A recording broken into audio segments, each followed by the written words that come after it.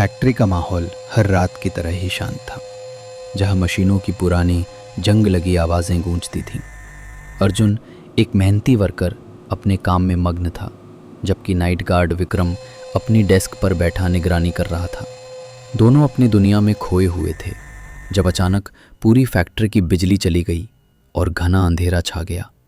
इस अंधेरे में अर्जुन का दिल घबरा गया। उसने विक्रम को आवाज़ दी, पर कोई जवाब नहीं मिला।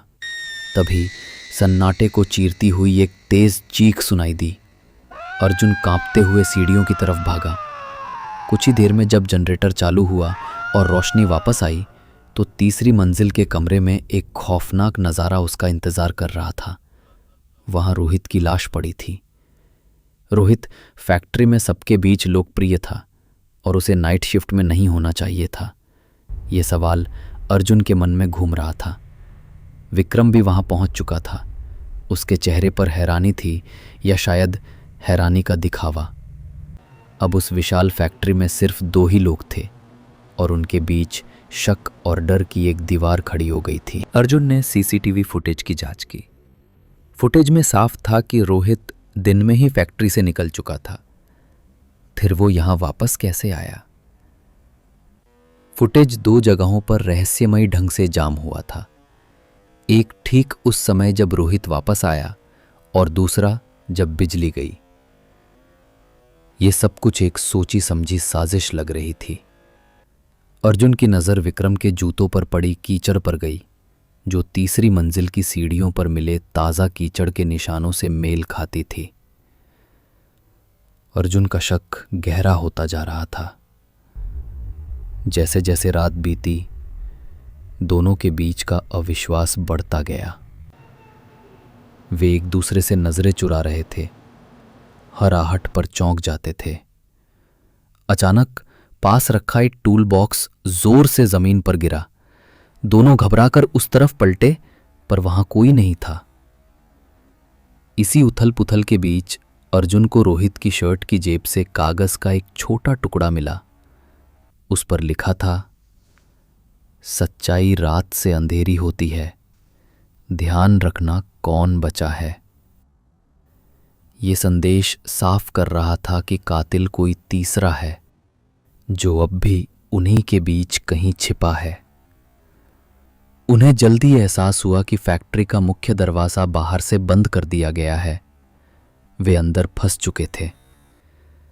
तभी अर्जुन की नज़र दरवाजे के नीचे पड़े एक आइडेंटिटी कार्ड पर गई। ये सेकंड शिफ्ट के सुपरवाइजर राजीव का था। अचानक सारी कड़ियां जुड़ने लगीं। राजीव ही वो शख्स था जिसने रोहित को जबरदस्ती ओवरटाइम के लिए बुलाया था।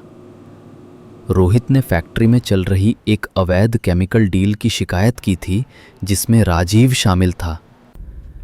चोरी को छुपाने के लिए राजीव ने रोहित को रात में बुलाया, उसे मार दिया और सीसीटीवी फुटेज के साथ छेड़छाड़ की।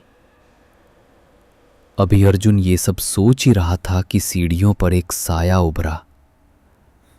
राजीव धीरे धीरे नीचे आ रहा था।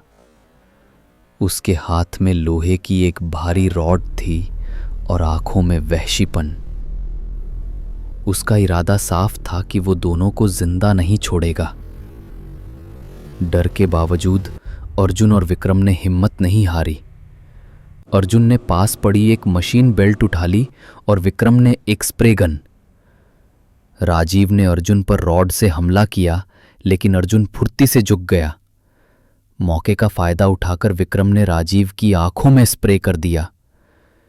जैसे ही राजीव तड़पा, अर्जुन ने बेल्ट से उस पर जोरदार वार किया और वो जमीन पर गिर पड़ा। वो रात बीत चुकी थी, लेकिन उसकी यादें हमेशा के लिए रह गई। अर्जुन ने वो नौकरी छोड़ दी और अपराध जांच की दुनिया में कदम रखा। वहीं विक्रम अब भी उसी फैक्ट्री में नाइट गार्ड था, लेकिन अब वो अंधेरे से नहीं, बल्कि इंसानों के भीतर छिपे अंधेरे से सावधान रहता था। तो ये थी हमारी आज की कहानी नाइट शिफ्ट। उम्मीद है आपको ये रोमांचक सफर पसंद आया होगा। अगर आपको ये कहानी अच्छी लगी तो इस वीडियो को लाइक करें, अपने दोस्तों और परिवार के साथ शेयर करें और हमारे चैनल को सब्सक्राइब करना बिल्कुल ना भूलें। साथ ही घंटी वाले आइकन को भी दबा दें, ताकि हमारी अगली कहानी की सूचना आप तक सबसे पहले पहुंचे। आप भविष्य में और कैसी कहानियां सुनना चाहते हैं? हमें नीचे कमेंट सेक्शन में अपने विचार और सुझाव जरूर बताएं। हमें आपकी पसंद की कहानियां सुनाने में खुशी होगी।